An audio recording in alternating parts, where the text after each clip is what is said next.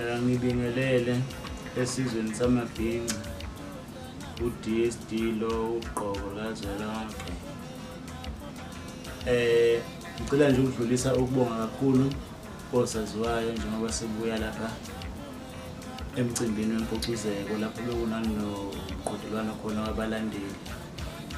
Elikwenzile kukhulu kakhulu, isandla sedlula ikhanda ukuthi ngigcine nikwazi ukunqoba niphume isibili. Ukuyivela kancane-ke lokho kukhona abanye bebangene emncintiswaneni abaze bathola ithuba elifana naleli litholile.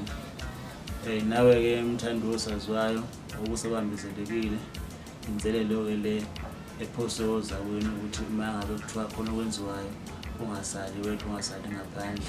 Siyaqonda ukuthi abantu baney'nkinga nemisebenzi ayikho kahle, kodwa lapho khona uthando nendlela ekhona. Sibonga nje kakhulu nakubahleli bomcimbi wempucuzeko nabo bonke nje ababiyizithameli zomcimbi okungamabhinqa nje wonke u-DSD ayamthanda. Ngitha ngizibongela.